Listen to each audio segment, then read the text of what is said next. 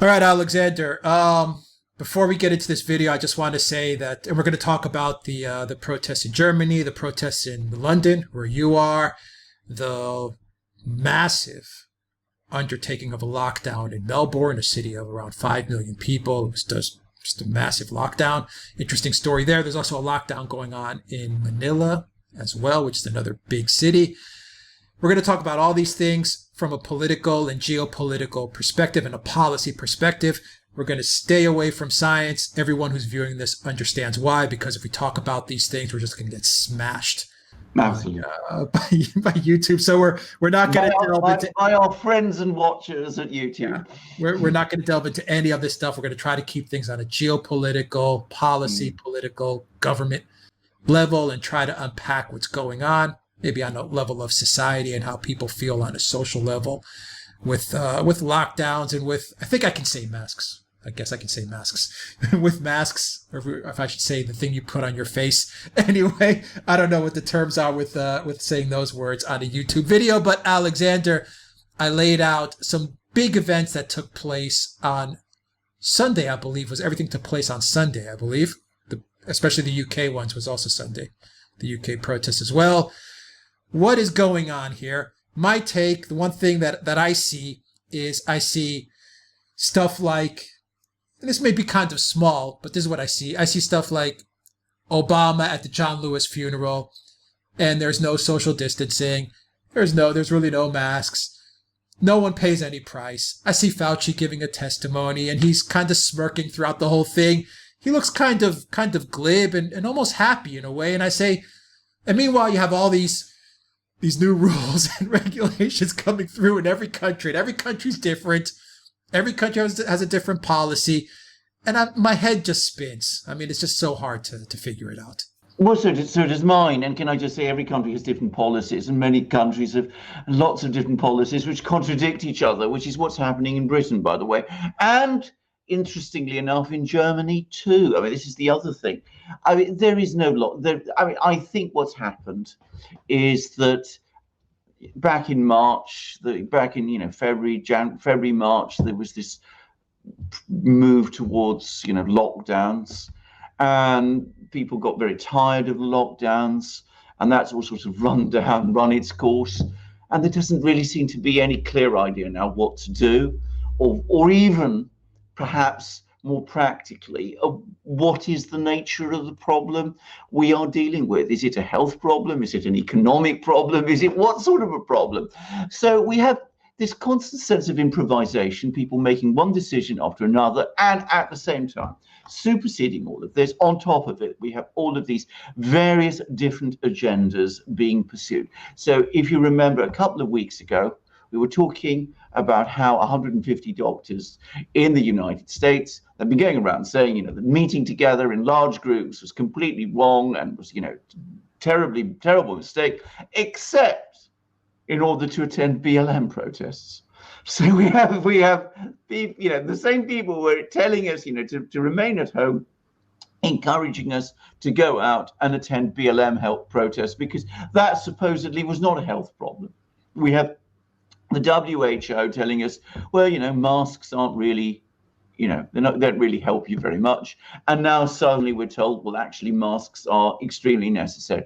So you get all of these completely discordant messages, and we have governments, British government, German government, Australian government, governments all over the world, governments, state governments in the United States, all of them doing these completely inconsistent and contradictory policies, none of them having any very clear idea of what to do, whether they're dealing with a health crisis, whether they're dealing with an economic crisis. And you get the people in all of these countries becoming very exasperated and very impatient, and that's expressing itself now in protests. It's completely predictable. The response has been absolute sheer chaos. Does it surprise you that the German people, so many thousands of German people got onto the streets? Does that surprise you? Yes, it surprises me a lot because, of course, I mean, we mustn't perhaps be too sold on stereotypes, but there is some truth in them. Germany is a very law-abiding, very orderly place. Germans do tend to believe what the authorities tell them. And of course, what did they tell them?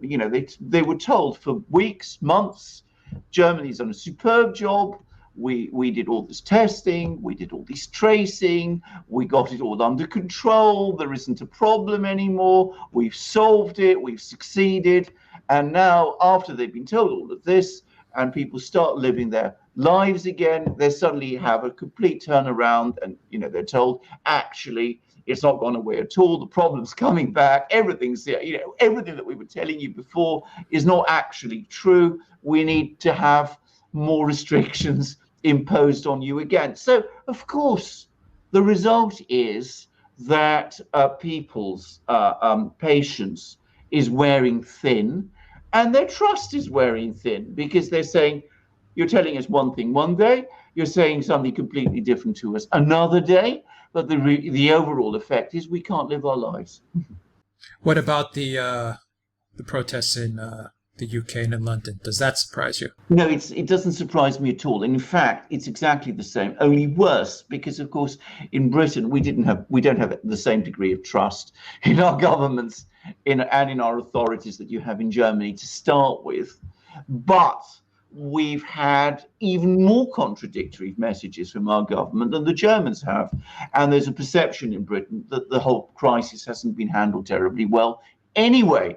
But what you see is, again, contradictory decisions told, a few weeks ago that, we don't really need to be locked down to the same extent anymore. And now the government is imposing these sort of sporadic lockdowns in places like Leicester and in the north of England. And again, it isn't very clear what the intention is or what the logic behind it is.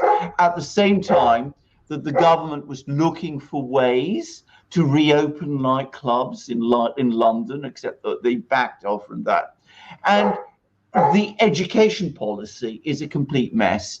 So school students are not able to take their final exams. They don't know what their university admission is going to be like. Universities are in complete crisis across Britain. They don't know how to teach their students because they're getting contradictory guidance from the authorities. Young people are becoming terribly stressed about this. They don't know what to do. The result is, in London, we're having an epidemic of illegal raves. These are outdoor parties with music, with young people getting very exasperated. Some of them are now joining up on BLM protests, because that's, in my opinion, another expression of this frustration. And on top of everything else, there is growing disaffection, growing anger, and I can very easily believe if we're moving back towards lockdowns, there's going to be an explosion in Britain. I can see it. I can see it definitely coming and on the way. Yeah, and then people see the lockdown in Melbourne, which is a big city, very big city. And the interesting part about the Melbourne lockdown, from what I saw, was how quickly they implemented it. I mean, this thing was done like almost overnight, and boom, they had the curfews, they had the lockdown. That was it. A city of 5 million people locked down. Now, the interesting part is when they want to deploy the security part of policy and they want to lock down a city, a strict lockdown. I mean, they do that very efficiently and very quickly. But when it comes to rolling out a policy as to how you manage this crisis, and the ways to manage the crisis, whether it's schooling or whether it's dealing with the elderly or how to deal with restaurants opening or nightclubs, and getting a coherent message across and how you want society to open, it seems that governments are completely freaking lost. Yes, because they have been completely hollowed out by globalization. Governments have stopped governing for a very, very long time. So they don't know how to do these things. As you absolutely correctly say, they are very good at adopting police controls. They're not very good at the actual business of governing anymore. And this has been true in so many different places. We see this in Britain. I forgot to say another thing. I mean, you're talking about Britain. We now have this edict that's suddenly come from on high that wearing masks is now compulsory if you go into shops. It wasn't during the lockdown, but it's suddenly become compulsory now. I mean, it's all over the place. Australia was, bragging a short time ago at how successful it'd been in keeping this pandemic away. Now, 180-degree U-turn, impose a lockdown because you don't really know what else to do.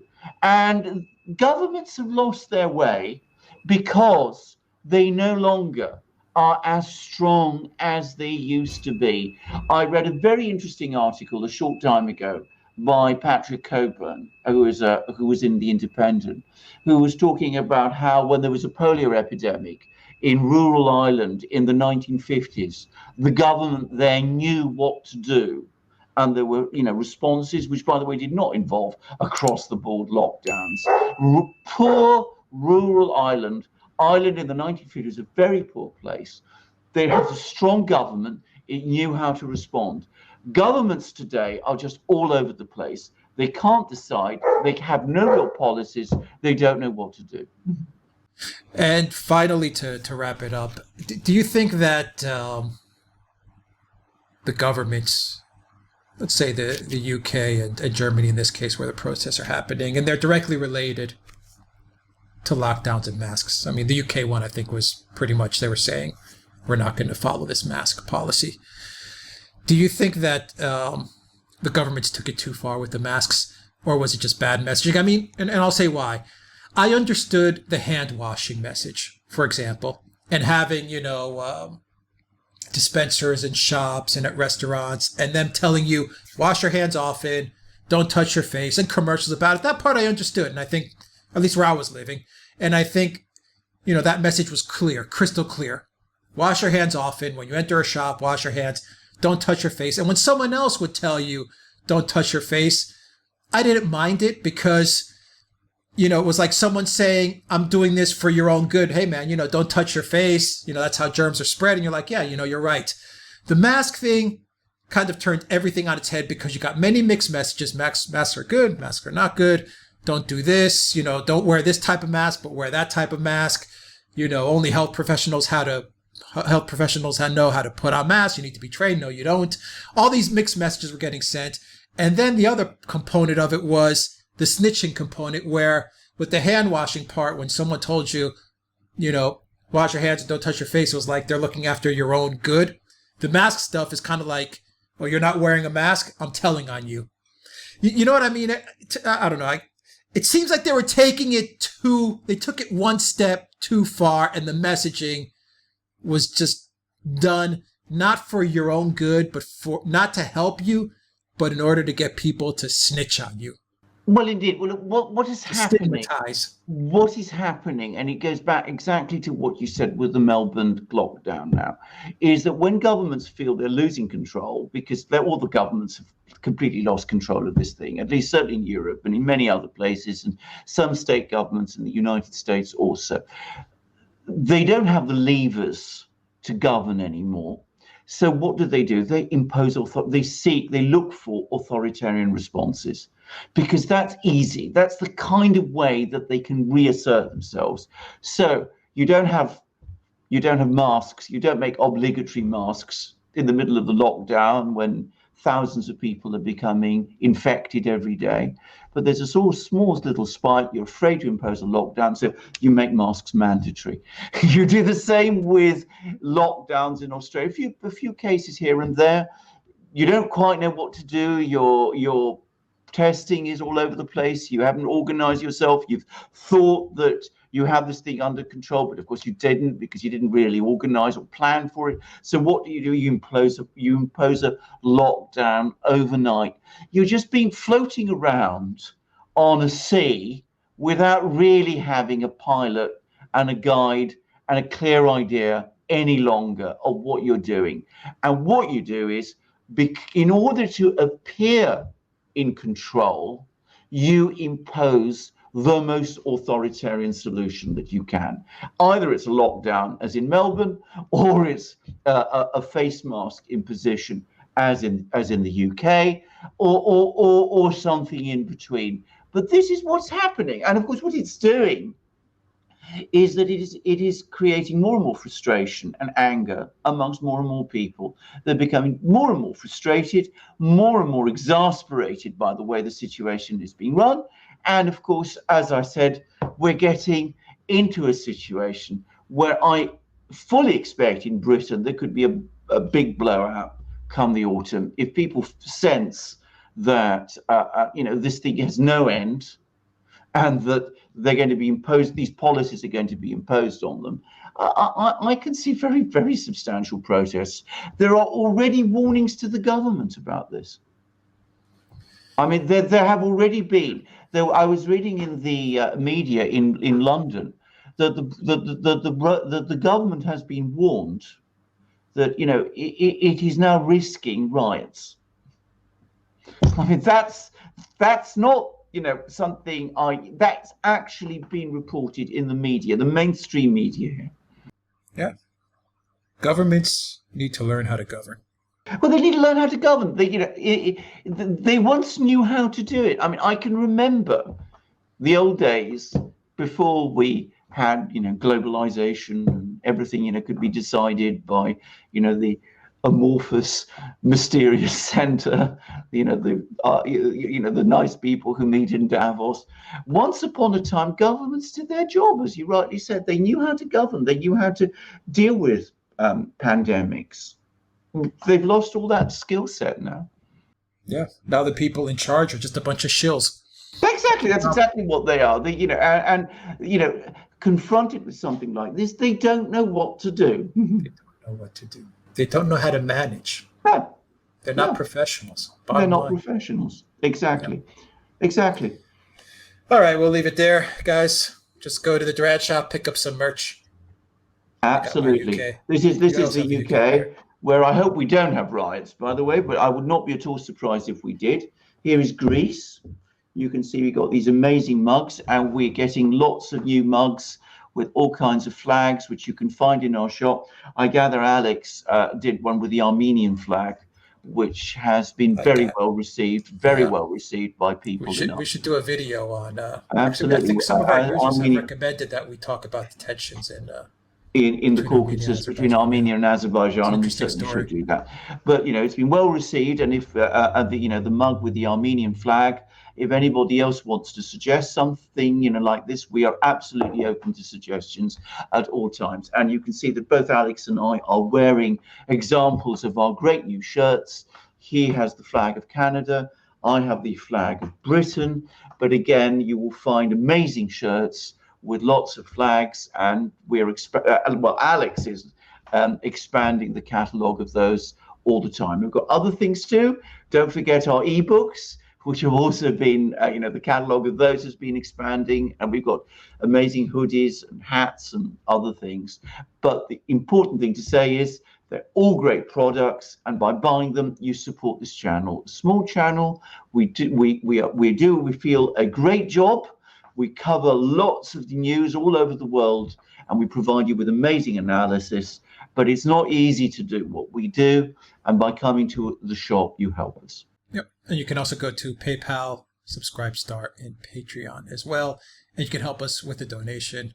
Any amount helps. As Alexander said, we are a small channel, and we need your help to keep on broadcasting and to keep on reporting some real news. Alexander will leave it there.